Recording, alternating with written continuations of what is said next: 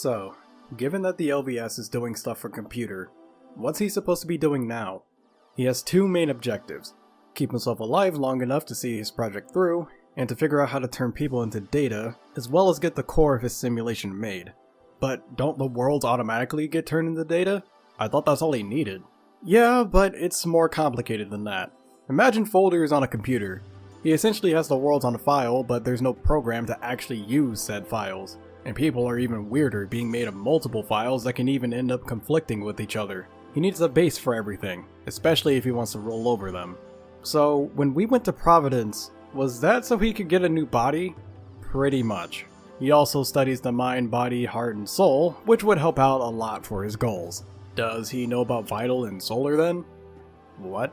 Since you're me, I'm assuming you met with the other Frozen from that plane where Disney took over? Oh yeah! Jeez, it's been forever since I last saw him. But Vital? He goes by that now.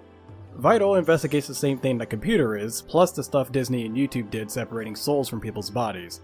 If Computer finds out about that, he might be able to put all of that to his own use.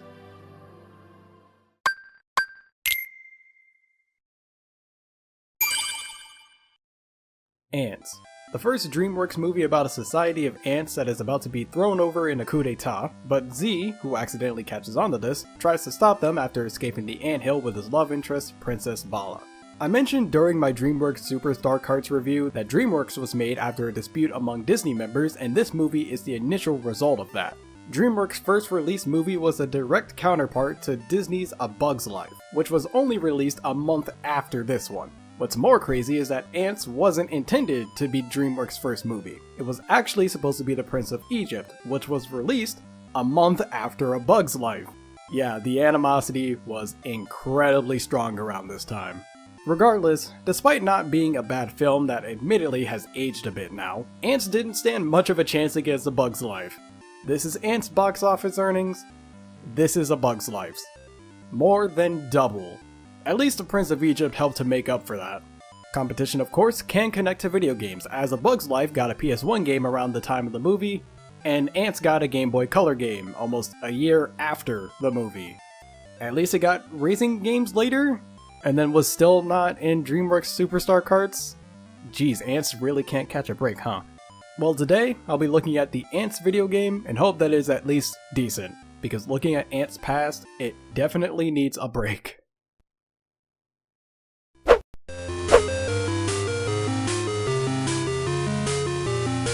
This game follows the plot of the movie, and it actually follows it extremely well. Pretty much every important event is covered along with reasoning for a lot of events being explained, so it's actually a good synopsis of the story. The movie is a better experience for it though, but that's usually the case anyway, so that's not surprising. I know this segment's short, but if it's based off of the movie, I'm not gonna go into it much. But if you've watched my reviews up to this point, you've probably already caught on to that. But for anyone who's new that's watching this video first, for whatever reason, that's kinda how things roll around here.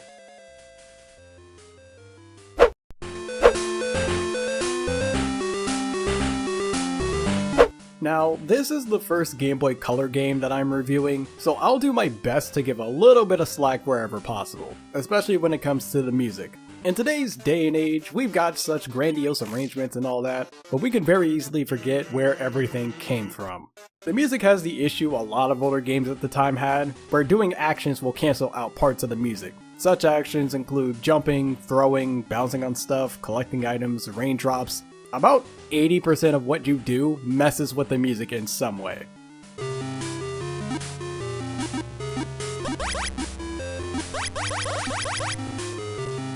I can't really fault the game for this because it was unavoidable at the time. I'm almost certain every game then had to deal with this. Luckily, you are able to listen to the soundtrack completely without gameplay interference online. Granted, that's only because of the passage of time, but whatever. And honestly, the soundtrack isn't bad. In fact, I actually really like some of the songs. It's just unfortunate that the method for said music is extremely outdated. But again, I'm not ridiculing the soundtrack for those faults. And graphically, the game is alright. Story scenes are displayed with some illustration and whatever colored background. The illustrations usually look good, but the solid background kinda dampens it for me.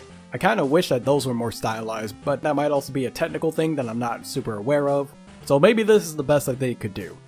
In-game, Z looks the same as most other ants. Granted, there's not much of a need to differentiate between them as you'll never confuse yourself with anything else. The backgrounds are pretty good too, for the most part. They have additional details in them instead of either being one solid color, aside from one stage in the game, or a constant repeated pattern. Honestly, I think the biggest benefit that came to the platform this game was on is the color. The color makes everything stand out from each other and even allow for a bit of extra detail. Imagine if this came out on the original Game Boy that did not have color. I fear stuff would look far too similar to distinguish between them.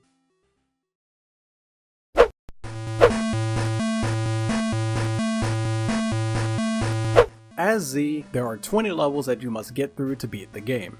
In most levels, you have the ability to swing across interactable objects like hanging vines and stuck out twigs or large leaves. You can also collect and throw pickaxes, which are used to defeat enemies, or break/knock down rocks blocking a path. A majority of the levels come in one of three varieties. There's the traditional straightforward levels where you have to get from the front to the end of the area, which is typical for most platformers. Then you have search levels where you have to go around the area to find a group of ants and bring them to the end so you can climb out of said level. And lastly, during boss fights, you avoid getting squished or burned while throwing pickaxes at whatever is attacking. Throughout levels, there are collectibles to pick up. I already mentioned pickaxes, which are given in sets of 5, but there are also hourglasses, which stop all enemies in place for a period of time. Any hearts you find gives an extra health point up to 5 hits. Practically everywhere are rings, and collecting 100 rings gives an extra life, in addition to the standalone lives that you can find. Finally, if you can collect 3 keys and then beat the level, the game gives you a password so you can go straight to the level without having to go through the entire game again.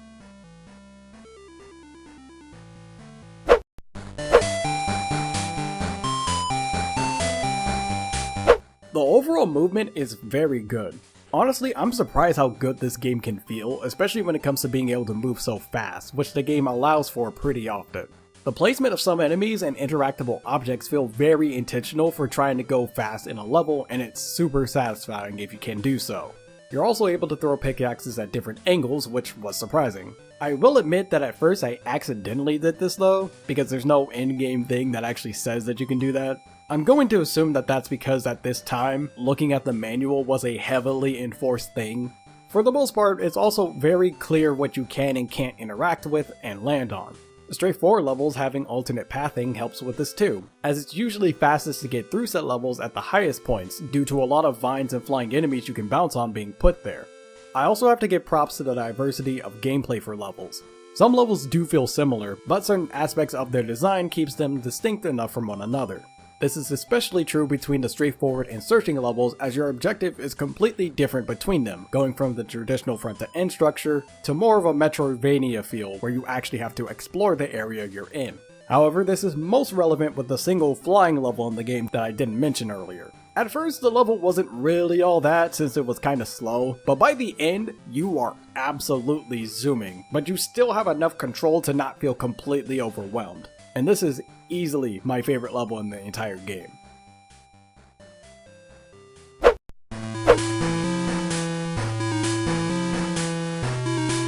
This game's movement feels very good, until you have to deal with some of the very cheap obstacles that this game has. They are typically things that you've got to deal with by getting close to them, but some of the time, especially on a first playthrough, you won't know where these things are.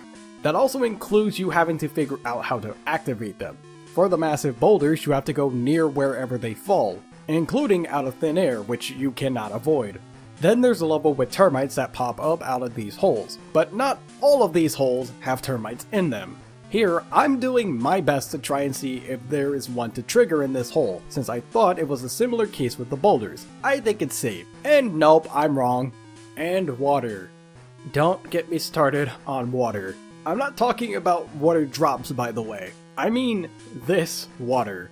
This water is an instant death if you touch it, and you have to ride on top of this leaf to get across it. So it's also an auto-scroller level, which is its own can of worms. All of these hazards force you to slow down a lot more than you probably want to, especially when your momentum is already very good, so it's aggravating that you have to make a very sudden stop. I really just spent most of my time in auto-scrollers just squatting to the music, cause there's not much else I can do. Now, the whole instant death pit thing isn't a problem on its own, but in this game, when you die, you have to restart the entire level. There's not a single checkpoint in sight aside from the pass where you get 4 levels, and that's only if you find 3 keys. You do have an extra set of continues if you run out of lives, but that one continue is it. You run out of lives after that, and it's back to the beginning of the game, unless again, you found and wrote down a code for whatever level.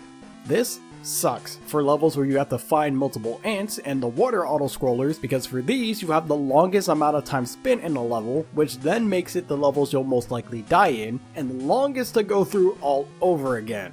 Also, these leaf boats are super finicky and I fell through them like 3 times, which does not help anything.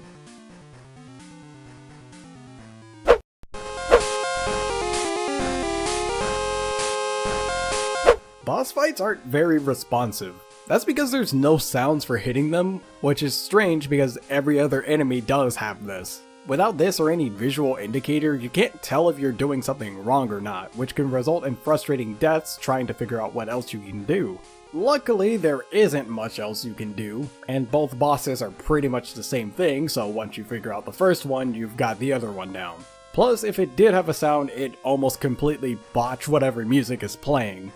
Having no map for this game kinda sucks. It's not the biggest issue for the straightforward levels, but for the searching ones, a map would be very beneficial as getting lost can easily happen. It's still possible to get through them without one, but at the same time, L, R, and select not being used for anything doesn't exactly leave a sweet taste in my mouth.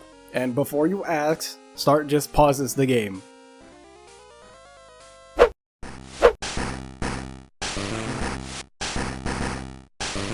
This game isn't that bad. The movement and variety of gameplay is worth the time, but the biggest flaw is that this is one of those games where a lot of playtime is reliant on the player dying and going through the entire game again. That really sours the good aspects.